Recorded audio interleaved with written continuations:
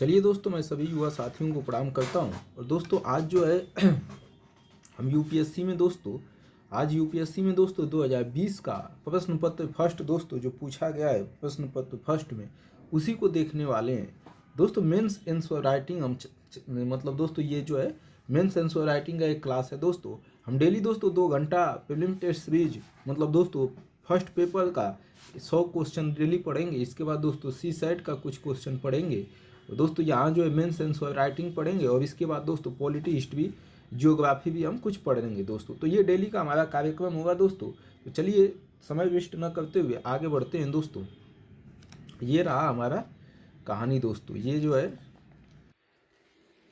चलिए दोस्तों ये रहा भारत में दरअसल 6 नगरों जिसमें हैदराबाद एवं पुणे जैसे स्मार्ट सिटीज भी सम्मिलित है में व्यापक बाढ़ के कारण बताइए मतलब दोस्तों बाढ़ क्यों आ रहा है, अस्थायी निराकरण के उपाय भी सुझाइए कि अस्थायी रूप से कैसे निराकरण जो है किया जा सकता है। मतलब दोस्तों अस्थायी रूप से समाधान जो है कैसे निकाला जा सकता है, इसके बारे में भी जो है पूछा जा रहा है कि अस्थायी समाधान क्या हो सकता है। ठीक है दोस्तों, अस्थायी समाधान जो है क्या हो सकता है इसके बारे में जो है हमें पूछा जा रहा है। ठीक है, अस्थायी समाधान क्या हो सकता है। तो चलिए दोस्तों ये जो है पुणे और ये यहाँ की घटनाएं हैं और इसमें जो है अस्थायी समाधान हम क्या निकाल सकते हैं इसको देखेंगे। थोड़ा सा दोस्तों बस कंप्लीट कर लेते हैं और इसको थोड़ा बड़ा कर लेते हैं दोस्तों। चलिए अब ठीक है दोस्तों, चलिए देखते हैं दोस्तों। भारत में दोस्तों बाढ़ दोस्तों हमेशा आती रहती है, इसलिए दोस्तों आपको बाढ़ पर मजबूत पकड़ बनानी पड़ेगी दोस्तों। मेंस आंसर राइटिंग के लिए हमारा मानना है दोस्तों कि बाढ़ पर आपको मजबूत पकड़ बना ही लेनी चाहिए, क्योंकि दोस्तों ये हमेशा घटनाएं होती रहेंगी, बाढ़ ओढ़ की आती रहेंगी और हर साल दोस्तों इस पर प्रश्न भी पूछा जाता रहेगा। तो दोस्तों प्रश्न हर वर्ष जो है इस पर पूछा जाता रहेगा, इस बात को भी आपको ध्यान रखना है। तो इसलिए दोस्तों इस पर आपको अच्छे से पकड़ बनानी पड़ेगी बाढ़ के ऊपर। ठीक है, थोड़ा सा दोस्तों ये जो है थोड़ा सा इस तरीके से कर लेते हैं। चलिए भाई, चलिए दोस्तों कह रहा है कि थोड़ा सा और बड़ा कर लेते हैं दोस्तों कि एकदम आपको साफ दिखे। भारत में इन दिनों शहरी बाढ़ एक आम घटना बन गई है। मतलब दोस्तों शहरों में बाढ़ आना एक आम घटना बन गई है। मुंबई, चेन्नई, दिल्ली और बेंगलुरु सहित देश के कई मेट्रो शहर जिसमें पीड़ित हैं दोस्तों। ये बाढ़ जो है दोस्तों अच्छे अच्छे शहरों में आ रही है। शहरी बाढ़ का अभी हाल ही में शिकार हैदराबाद और पुणे हुआ है दोस्तों। 2020 का ये प्रश्न पत्र है, सामान्य अध्ययन 1 दोस्तों प्रश्न पत्र फर्स्ट है। तो उस समय दोस्तों 2020 में हैदराबाद आया था। हैदराबाद और पुणे में अधिकतर लोग नालों के ओवरफ्लो होने मतलब दोस्तों नाला जो फुल हो जाता है उसके कारण जो है नालों के ओवरफ्लो होने के कारण दीवार या नालों के ओवरफ्लो होने के कारण दीवार या इमारत के ढहने और बिजली गिरने की घटनाओं के कारण हताहत हुए थे। मतलब दोस्तों दीवार और जो बिजली गिरी उससे हताहत हुए थे। दरअसल भारतीय शहरों का विस्तार उन क्षेत्रों के पास हुआ है जो कभी प्रमुख जल निकासी के बिंदु थे। मतलब दोस्तों भारत के जो शहर बसे हैं वो कहाँ बसे हैं, जहाँ से दोस्तों पहले नदियाँ बहती थी उन्हीं के किनारे दोस्तों शहर बसे हुए हैं भारत के अधिकतर जो है। ठीक है, इस बात को थोड़ा सा ध्यान रखना है दोस्तों। ठीक है, इस बात को थोड़ा सा ध्यान रखना है। इसके बाद दोस्तों हैदराबाद और पुणे में भी अधिकतर लोग नालों के ओवरफ्लो जैसे दीवारों इमारतों को ढाने निकासी बिंदु थे। तो ये निकासी बिंदु आपने पढ़ ही लिया दोस्तों। तो थोड़ा सा जो है आगे यह दुर्भाग्यपूर्ण है कि हाल ही में प्रौद्योगिकी सक्षम पहलों उदाहरण के लिए स्मार्ट सिटीज प्रोजेक्ट की जलवायु अनुकूल के प्रति क्षमता बहुत कम है दोस्तों। जलवायु अनुकूल के प्रति जो प्रौद्योगिकी सक्षम जो है मतलब दोस्तों मशीन होने के बावजूद मतलब जो टेक्नोलॉजी होने के बावजूद भी जलवायु अनुकूल के प्रति क्षमता बहुत कम है। मतलब दोस्तों जलवायु को झेलने की university of Leuven school of public health के centre for research on the epidemiology of disaster Brussels और एनजीओज सीड्स द्वारा 2018 की रिपोर्ट के अनुसार भारत के 55% से अधिक स्मार्ट शहरों में बाढ़ का खतरा है। दोस्तों जो स्मार्ट शहर हैं जो 55% से भी अधिक है, वहाँ भी बाढ़ का खतरा जो है विद्यमान है। क्या है दोस्तों? बाढ़ का खतरा जो है विद्यमान है। ठीक है, बाढ़ का खतरा जो है क्या है, विद्यमान है 55 शहरों में भी। ठीक है,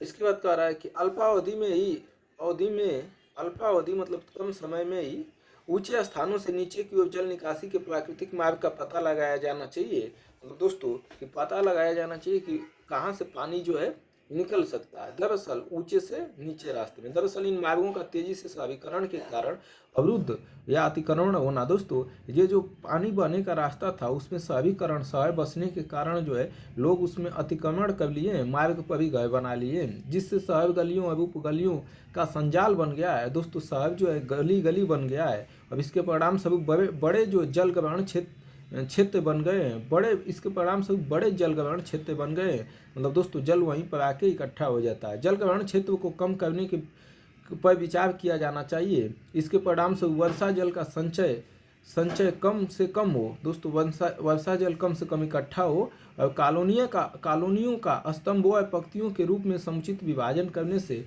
और जो कॉलोनी बसाई गई है उसमें जो है एक समुचित व्यवस्था किया जाए। समुचित जो है व्यवस्था किया जाना चाहिए। समझ रहे हैं? समुचित व्यवस्था किया जाना चाहिए। एक मिनट दोस्त, समुचित जो है व्यवस्था किया जाना चाहिए।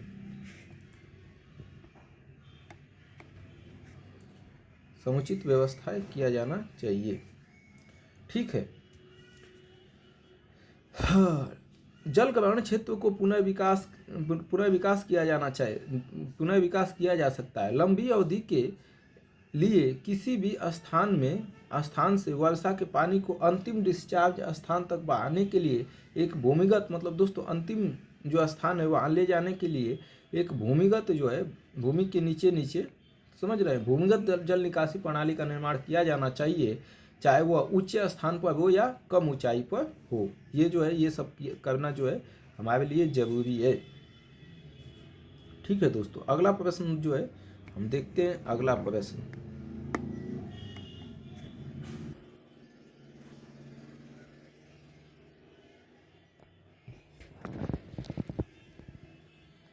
चलिए दोस्तों अगला हमारा जो प्रश्न है वो हम देखते हैं। भारत में सौर ऊर्जा सूर्य से जो ऊर्जा मिलती है, कह रहा है कि भारत में सौर ऊर्जा की प्रचुर संभावना है दोस्तों। मतलब भारत में सौर ऊर्जा का हम जो है प्रचुर मात्रा में जो है उपयोग कर सकते हैं। प्रचुर संभावना सौर ऊर्जा की है।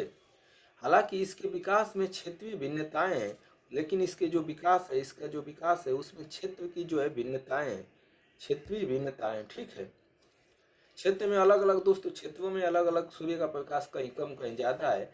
तो विस्तृत वर्णन करना है दोस्तों भारत। तो चलिए देखिए, भारत विशाल सौर ऊर्जा क्षमता से संपन्न है। मतलब दोस्तों हमारा उष्णकटिबंधीय देश होने के कारण जीव कर्क रेखा पर दोस्तों सूर्य जो है बहुत ज़्यादा मात्रा में सीधा पड़ता है, तो इसलिए सौर ऊर्जा की संभावना ज़्यादा है।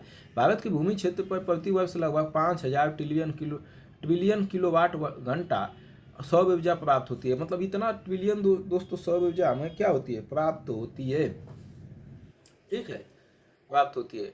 इसमें से अधिकांश भाग प्रतिदिन 4 से 7 किलो वाट प्रति वर्ग मीटर ऊर्जा प्राप्त होती है, और जो 4 से 7 किलो वाट 1 किलोमीटर में, प्रति वर्ग किलोमीटर 1 किलोमीटर में दोस्तों प्राप्त हो जाती है। किसी विशिष्ट क्षेत्र में, विशिष्ट मतलब किसी विशिष्ट जो है क्षेत्र में, ठीक है, किसी विशिष्ट क्षेत्र में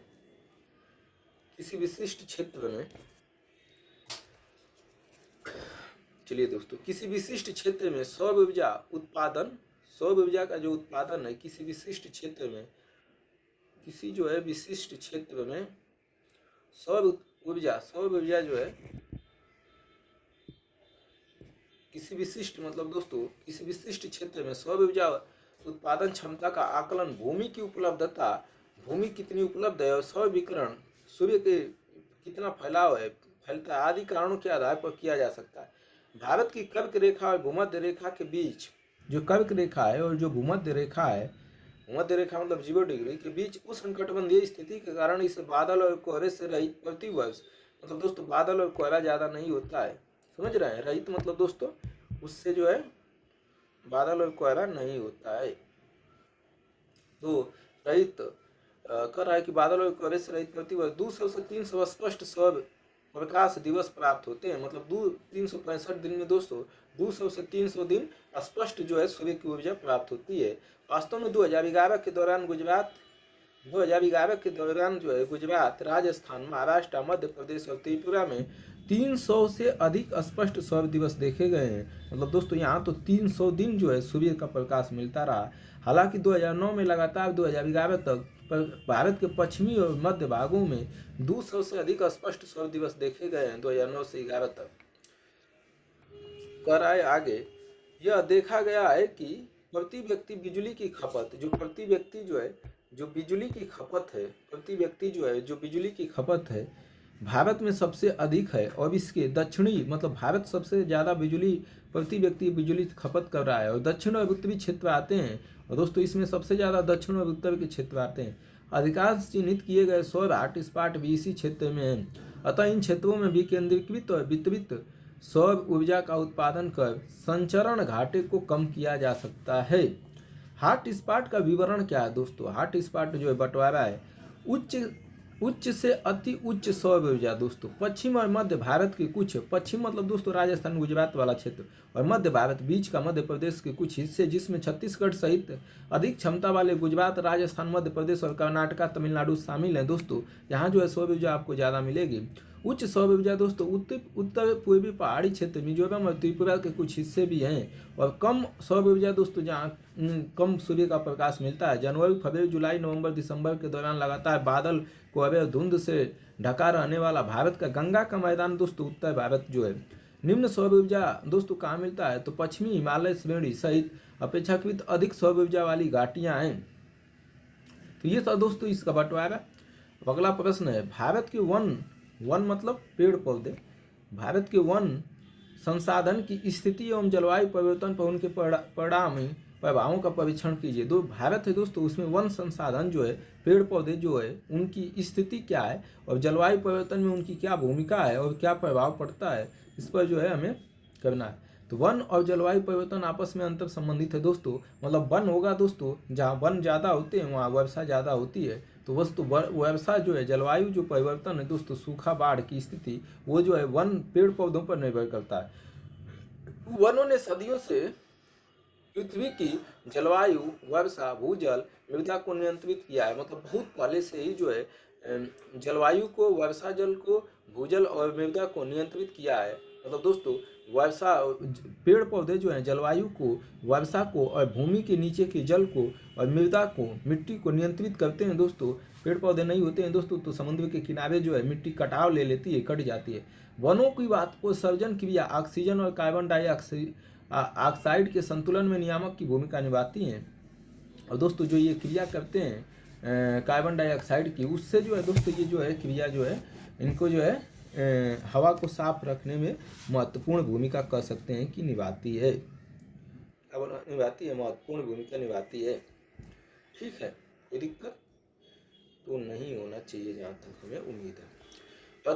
वर्तमान में जो है कह रहा है कि वर्तमान में दुनिया के वनों और वन मृदाओं में 1 ट्रिलियन टन से अधिक कार्बन का भंडारण है दोस्तों। मतलब जो कार्बन जो इकट्ठा है वो कहाँ है दोस्तों?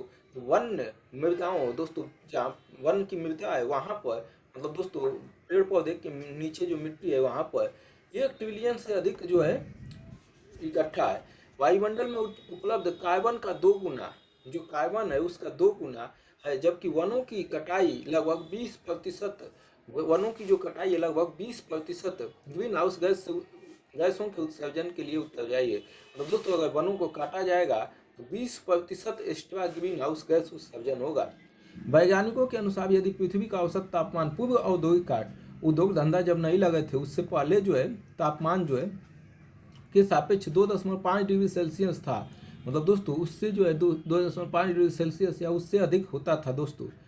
पूर्व औद्योगिक स्तर के सापेक्ष दोस्तों ये इतना अधिक हो गया है। तो मतलब दोस्तों इससे पहले कम था इतना। यह महत्वपूर्ण कार्बन विनिमय सेवा पूरी तरह से ध्वस्त हो सकती है और दोस्तों कार्बन की जो विनिमय सेवा है वो पूरी तरीके से कार्बन डाइऑक्साइड लेना, ऑक्सीजन में कन्वर्ट बदलना, वो ध्वस्त हो सकती है। इसके अलावा उच्च तापमान हो सकता है दोस्तों, तापमान बढ़ जाएगा, लंबे समय तक सूखा की स्थिति हो जाएगी। और दोस्तों सूखा पड़ेगा तो कीटों का आक्रमण होगा दोस्तों पेड़ पौधे और जो है फसलों पर, और अन्य पर्यावरणीय परिवर्तन जो जलवायु परिवर्तन के साथ हो सकते हैं। वन्य अपरोपण और उनके विनाश का कारण बनेंगे। और दोस्तों आप चाहेंगे कि वन लगा लें, वो अभी सब सूख साख जाएंगे।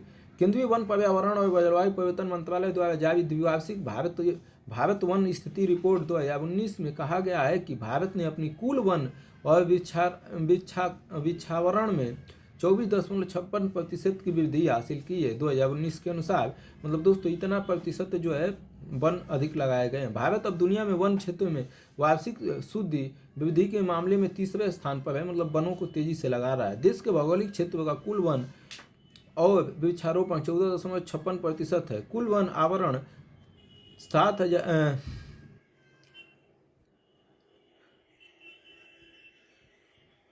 7,12,249 वर्ग किलोमीटर है, जो देश के भौगोलिक क्षेत्र का 21.67% है। तथा वृक्षारोपण देश, दोस्तों ये पुराना आंकड़ा याद मत कीजिएगा, भौगोलिक क्षेत्र का इतना है।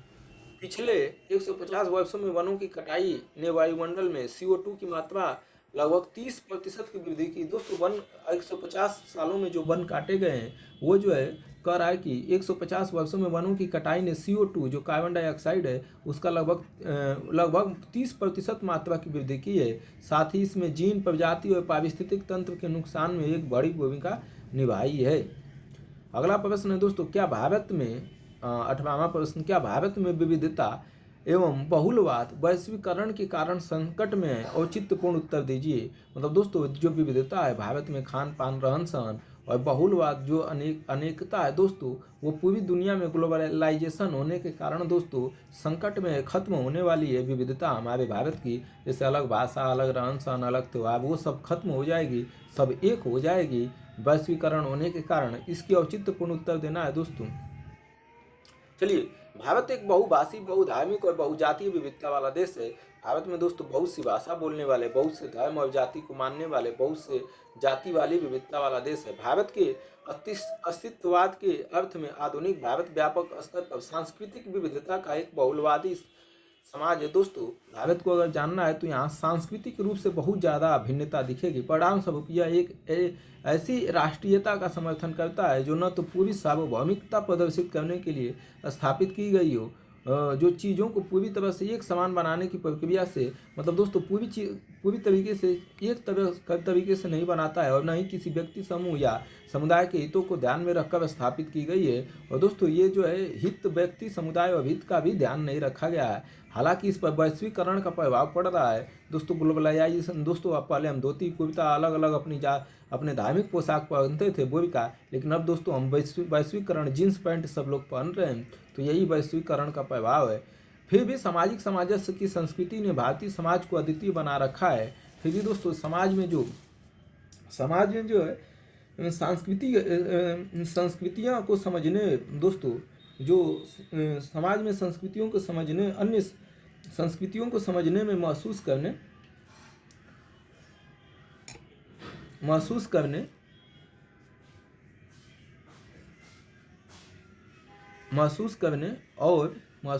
और उनका सम्मान करने, संस्कृतियों को समझने और महसूस करने और उनका सम्मान करने के लिए आवश्यक सांस्कृतिक पहचान, इसे कभी सांस्कृतिक मनोदशा भी कहा जाता है, को बेहतर बनाता है। वास्तव में यह विविधता में एकता का सार है और एक ऐसा समाज बनाने में मदद करता है जिसमें अल्पसंख्यक समूह के सदस्य अपनी स्वतंत्र सांस्कृतिक परंपराओं को बनाए रखते हैं। तो देखिए दोस्तों ऐसा प्रश्न हर वर्ष जो है आता है।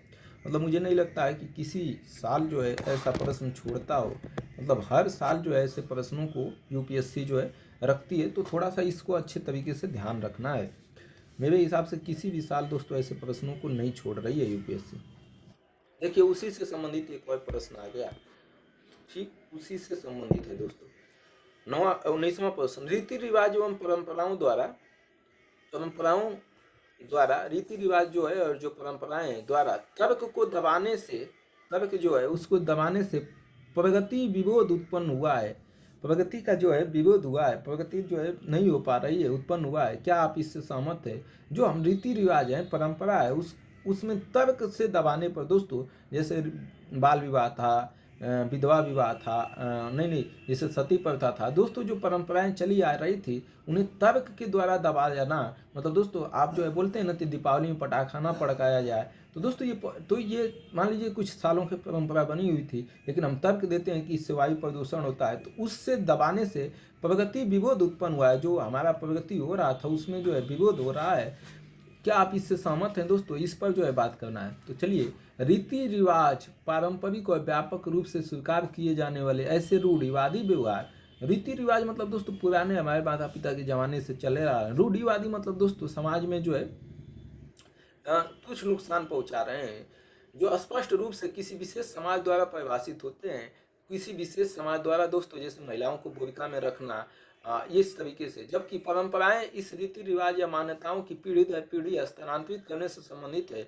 और परंपरा दोस्तों क्या है, ये जो है पीढ़ी दर पीढ़ी जो है एक बच्चे से दूसरे बच्चे में जाती है परंपरा। जब तक कठोर अनुशासन और आत्मनियंत्रण के साथ रीति रिवाजों का पालन और अभ्यास नहीं किया जाता, मतलब दोस्तों जो रीति रिवाज है उसे कठोर अनुशासन और आत्मनियंत्रण करके पालन नहीं किया जाता, तब तक उन्हें अपने समाज की विशिष्ट सांस्कृतिक परंपराओं के रूप में एक पीढ़ी से दूसरे पीढ़ी में हस्तांतरण नहीं किया जा सकता। जैसे दोस्तों आप जो है मंदिर जाते हैं या जो है कुरान पढ़ने जाते हैं, तो दोस्तों आपको क्या करना पड़ता है? अनुशासन बनाना पड़ता है, आत्मनियंत्रण करके ही आप पीढ़ी दर पीढ़ी उसे पहुंचाते हैं।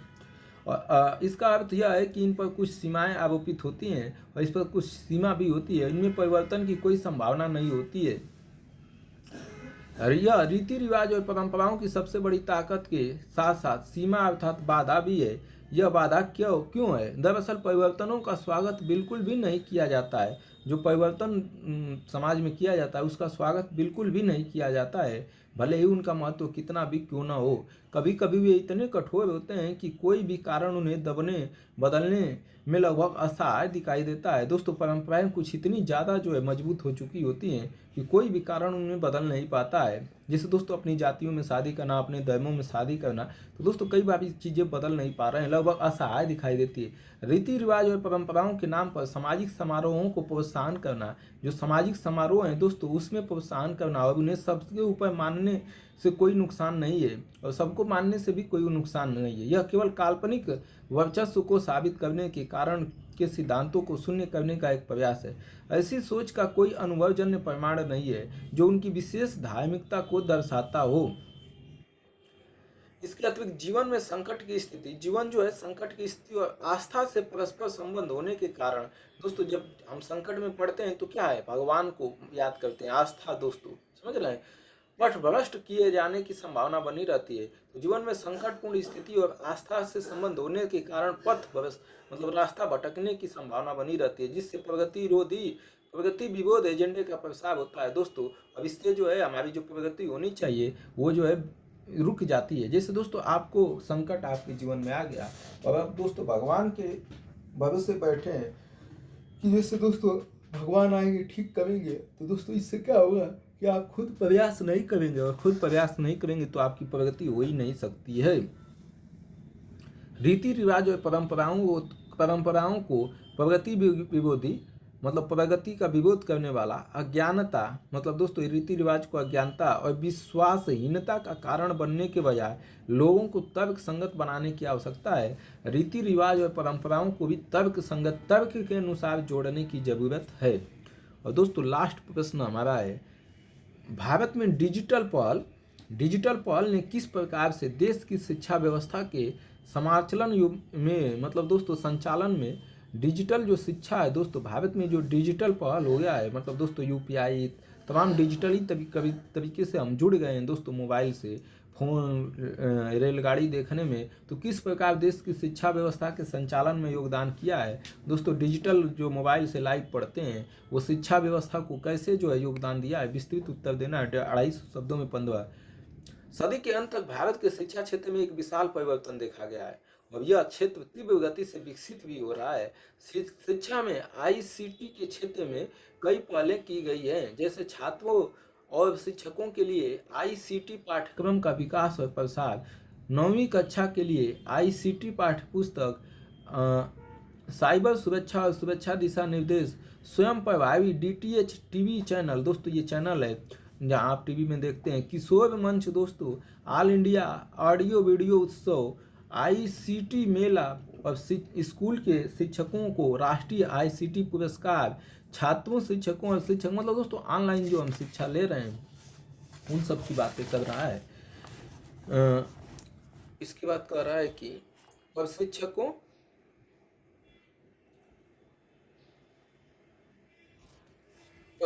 के लिए ICT पाठ्यक्रम को राष्ट्रीय स्तर पर विकसित किया गया है और पूरे देश में लागू किया जा रहा है। ICT शिक्षा प्रणाली सहित जीवन के लगभग सभी हिस्सों में महत्वपूर्ण भूमिका निभा सकता है। ICT दूरस्थ शिक्षा, मतलब दूर स्थान पर बैठ के, दोस्तों आज हम शहरों की जो शिक्षा है गांव में बैठ के आराम से ले लेते हैं। ऑनलाइन शिक्षण और प्रमाणन के साथ साथ ज्ञान को बढ़ावा और ऑनलाइन उपलब्ध शिक्षण एवं शिक्षण सामग्री तक पहुंचने के लिए मंच प्रदान करता है। ICT शिक्षा के लिए आवश्यक बुनियादी ढांचे के साथ साथ इस दिशा में भारत सरकार द्वारा उठाए गए विभिन्न पहलों के बारे में एक सूचनात्मक ज्ञान प्रदान करता है। शुरुआत से इस शिक्षा को अत्यधिक महत्व दिया गया है। हालांकि छात्र शिक्षण अनुपात का बढ़ता असंतुलन सभी को शिक्षा प्रदान करने के उद्देश्य को पूरा करने में बड़ी चिंता का विषय है। मतलब दोस्तों छात्र बहुत ज़्यादा हैं और शिक्षक कम है। इसके अलावा पारंपरिक शिक्षा आज की शैक्षिक आवश्यकताओं के लिए प्रासंगिक होने के लिए खुद को बदलने में विफल रही है। जो परंपरा से चली आ रही शिक्षा है वह भी खुद को नहीं बदल रही है। तकनीकी नवाचार के आगमन से नई नई टेक्नोलॉजी आने के साथ ई-लर्निंग और डिजिटल प्लेटफॉर्म सभी के लिए उपयुक्त गुणवत्तापूर्ण शिक्षा सुनिश्चित करने के लिए एक बदलाव लाने में मदद करने में महत्वपूर्ण भूमिका निभा सकते हैं। समय बीतने उपलब्धता बढ़ने के साथ साथ शिक्षा क्षेत्र में बदलते रुझानों ने छात्रों के लिए व्यापक विकल्प तैयार किए। दोस्तों मतलब टेक्नोलॉजी जो है आई है, जैसे जैसे आप ऑनलाइन पढ़ाई कर रहे हैं, ऑनलाइन PDF मिल जाता है, ऑनलाइन सभी किताबें आपको मिल जाती हैं, तो ये शिक्षा क्षेत्र को दोस्तों एक संपूर्ण क्रांति की ओर भेज रही है। दोस्तों आज थोड़ा सा समय कम था तो हमने जल्दी जल्दी पढ़ाने की कोशिश किया, इसके लिए माफ़ी चाहूँगा दोस्तों। और अगला प्रश्न दोस्तों 2021 का प्रश्न पत्र फर्स्ट देखेंगे, सामान्य अध्ययन। तो धन्यवाद दोस्तों। यूट्यूब चैनल पसंद आए तो लाइक शेयर और सब्सक्राइब कीजिएगा। और दोस्तों ये गाँव के युवाओं के लिए निःशुल्क और बेहतरीन शिक्षा देने के लिए बनाया गया चैनल है, तो इसे